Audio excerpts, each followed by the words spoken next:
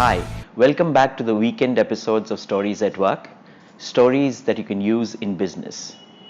Today's story was brought to my attention by Milind Apte, the SVP of Human Resources at SEAT. This is the 41st episode. We have 40 more on our YouTube channel, so do subscribe.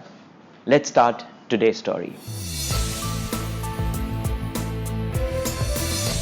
In the 1930s, in the Hungarian army, there was a person who wanted to become the best shooter in the world, have the best shooting hand in the world.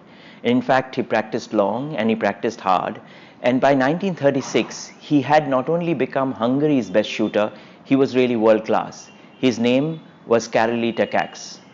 Now, Karoly was really looking forward to winning the Olympic gold medal because that is the highest honor that you can get as a shooter. Now, unfortunately, in the 1936 Berlin Olympics, he didn't get a chance because the army said that only commissioned officers need apply and he was a sergeant. But Karoly didn't give up. He continued to practice long and hard, and luckily for him, post the Berlin Olympics, the Hungarian army lifted that rule, and now Karoly could compete in the 1940 Olympics. But an unfortunate incident happened in 1938. During an army training, a faulty grenade exploded in his hand, and his hand was badly injured. While he lay in hospital recovering from that injury, a lot of his army colleagues and fellow shooters came and sympathized with him. But Karoly was not looking for sympathy. He wanted to become the best shooter in the world.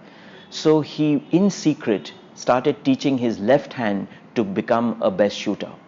And that's what he did for the next 11 months. And then in 1939, during the games at Hungary, which was going to choose the Olympic shooters, he landed up. His fellow shooters were pretty surprised, but they were happy that he had come to cheer them on despite his injury. And he said, "No, I'm not here to cheer you on. I'm here to compete." And he won that event. And obviously now he was going to represent Hungary in the 1940 Olympics. The 1940 Olympics was supposed to be held in Tokyo, but because the World War II had started, it was first shifted to Helsinki and then cancelled. This was the second setback for Karoly, but he didn't give up. He wanted to win that gold medal. He wanted to be the best shooter in the world. And so he continued to practice. In 1944, the Olympics was supposed to be held in London. But again, the World War was still on, and so the London Olympics was cancelled. This was the third setback for Karoly. But even now, he didn't give up. He continued to practice. Finally, in 1948, when the Olympics was held in London, Karoly participated and won the gold medal. But he didn't stop there. He continued to practice, and with his left hand, the weak hand, he again got the gold medal in the 1952 Helsinki Olympics and became the first shooter in history to win 2 successive gold medals in Olympics. What a story. Where in business can you use this story?